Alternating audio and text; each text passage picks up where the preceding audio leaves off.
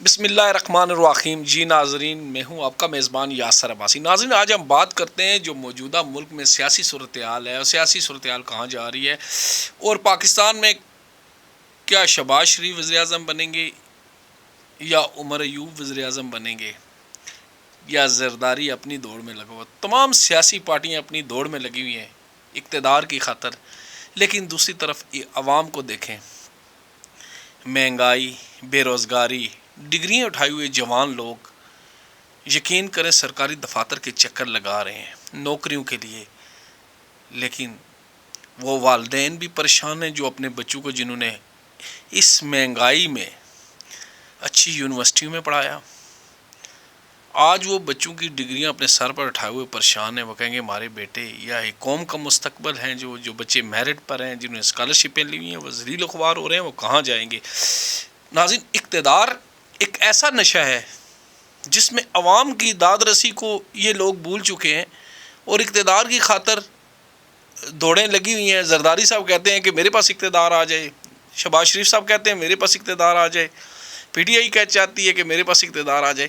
لیکن ناظرین، جو موجودہ الیکشن ہوئے ہیں ان الیکشنوں سے یہ حالات واضح ہو رہے ہیں کہ لوگوں کا رجحان پی ٹی آئی اور عمران خان کی طرف ہے، کیونکہ جو اکثریت ووٹ کی ہے وہ عمران خان کو پڑی ہے، اور کچھ ایسی پاکستان کے اندر سیٹیں ہیں جو جتوائی گئی. آپ نے گزشتہ دن پہلے لیاقت علی چٹھا جو سابقہ کمشنر راول پنڈی ہیں، انہوں نے ایک انٹرویو دیتے ہوئے دبنگ بیان دیا. یقین کریں ان کا ضمیر بھی جاگ اٹھا، اور انہوں نے کہا کہ پی ٹی آئی نے اپنے جو کینڈیڈیٹ ہیں یا مسلم لیگ نون کے جو کینڈیڈیٹ ہیں، مسلم لیگ نون کو 70 ہزار کی لیڈ سے ہم نے ہار رہے تھے، جو کہ ان کو جتوایا گیا.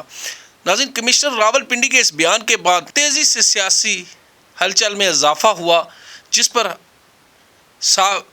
ایم این اے جو کہ ابھی الیکشن جیتے ہیں، ملک ابرار صاحب، حنیف عباسی صاحب، انہوں نے سب نے پریس کانفرنس کی. حالانکہ ناظرین دیکھا جائے تو لیاقت علی چٹھا نے کسی کا نام نہیں لیا ہے، لیاقت علی چٹھا نے کسی کے نام کو واضح نہیں کیا کہ کن کو میں نے جتوایا ہے. لیکن مجھے سمجھ نہیں لگ رہی کہ چند نام نہاد لیڈر جو ایک دم پریس کانفرنس کرنا شروع ہو گئے، اور پریس کانفرنس میں انہوں نے یہ کہا کہ ہم نے لیاقت علی چٹھا کا ذہنی توازن ٹھیک نہیں ہے، ان کا تعلق پی ٹی آئی کے ساتھ ہے، یہ پی ٹی آئی کے ہیں. بھائی اتنا عرصہ ایک کمشنر لگا رہا ہے، وہ پی ٹی آئی کا لگا رہا ہے، آپ پی ٹی آئی کے تو ورکر کو نہیں چھوڑ رہے ہیں، اور ایک کمشنر کو کس طرح آپ نے اجازت دی کہ وہ اپنی سیٹ پر تعینات رہے.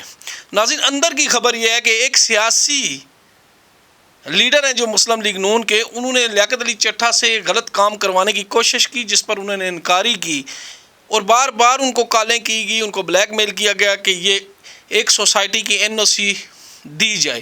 لیاقت علی چٹھا صاحب نے اس سوسائٹی کی این او سی نہیں دی، جس کی وجہ سے ان کو بلیک میل کیا جا رہا تھا. جس کے بعد ایک دم وہ اسٹیڈیم گئے اور وہاں پر جا کر انہوں نے دبنگ بیان دے دیا کہ یہ جو الیکشن ہے داندھی شدہ الیکشن ہے. حالانکہ پی ٹی آئی کی جو لیڈ تھی، راجہ بشارت صاحب کی لیڈ کے بارے میں انہوں نے بتایا کہ 50,000 ان کی لیڈ تھی. شہریار صاحب کے بارے میں نام تو انہوں نے نہیں لیا، لیکن راول پنڈی کی مین سیٹیں یہی ہیں. حالانکہ راجہ پرویز اشرف صاحب جنہوں نے اپنے حلقے میں بہت سارے بیشتر ترقیاتی کام کروائے، جنہوں نے روڈیں بنائی، اور گجر خان کے اندر خطہ پٹوار کے اندر گھر گھر میں گیس بھی دی، لیکن وہ بھی باخبر ذرائع کے مطابق ہمیں یہ بات پتہ چلی ہے کہ وہ بھی الیکشن آ رہے تھے، اور کمشنر صاحب نے کہا کہ ان کو بھی جتوایا گیا. 3800 کی لیڈ سے راجہ پرویز اشرف صاحب الیکشن آ رہے تھے، 30,000 کی لیڈ سے حنیف عباسی صاحب الیکشن آ رہے تھے، اور 50,000 کی لیڈ سے ملک ابرار الیکشن آ رہے تھے. رات تک جو لوگ ٹی وی چینل پر بیٹھ کر جیتنے والوں کے اعلانات دیکھ رہے تھے، وہ رات کو بیشتر تعداد پی ٹی آئی کی تھی، لیکن صبح 9 تاریخ جب ہوئی تو ایک دم ہی مسلم لیگ نون کے جو ایم این اے ہیں وہ 40 اور 50 ہزار کی لیڈ سے الیکشن جیتے ہیں. ناظرین، ملک پاکستان کدھر جا رہا ہے؟ پاکستان میں بے روزگاری عروج پر ہے، بجلی کے بلوں میں اضافہ، گیس کے بلوں میں اضافہ. ابھی حالیہ میں جو گیس کے بلز آئیں گے، لوگ انتہائی پریشان ہوں گے، اور غریب آدمی کا تو جینا مال ہو گیا. ایک دیہڑی دار ہے جو رکشہ چلاتا ہے, ایک دیہڑی دار ہے جو بائکیاں چلا رہا ہے, وہ کس طرح اپنے گھروں کے بل دے گا؟ وہ اپنے گھروں کے بل دے گا, اپنے بچوں کو پڑھائے گا یا بچوں کے لیے کھانا لے کر آئے گا. ناظرین, یہ supreme court chief justice of Pakistan کو فوری اس چیز کا کوئی حل, کوئی ایک دم کسی اس جو مہنگائی ہے اس کے خلاف نوٹس لینا چاہیے. جو چیف جسٹس کا کام ہے اس کو وہ کام کرنا چاہیے. حالانکہ لیاقت علی چٹھا صاحب نے چیف جسٹس صاحب کا بھی نام لیا. چیف جسٹس صاحب, الیکشن کمیشنر, یہ دونوں اس دھاندلی میں ملوث ہیں. ناظرین, جب الیکشن چیف جسٹس صاحب سے چند صحافیوں نے جب پوچھا, ان سے بحث مباحثہ ہوا, تو چیف جسٹس صاحب نے فوری طور پر کہا کہ مجھے تو اس چیز سے ناعلم ہوں, میں تو لیاقت علی چٹھا صاحب کو جانتا ہی نہیں ہوں. حالانکہ ایک صحافی ذرائع سے ہمیں یہ بات پتہ چلی کہ پہلے چیف جسٹس صاحب انتہائی خاموش ہو گئے 1 منٹ کے لیے. جب ان سے یہ سوال کیا گیا تو وہ خاموش ہو گئے. خاموش ہو کر بعد میں انہوں نے اس چیز کا جواب دیا. ناظرین, چیف جسٹس صاحب اور پاکستان میں جو چیف آف آرمی سٹاف صاحب ہیں, ان کو چاہیے کہ جو غریب لوگ مہنگائی کی چکی میں پستے جا رہے ہیں ان کے لیے کوئی حل سوچیں, غریب لوگوں کے تحفظات دور کریں.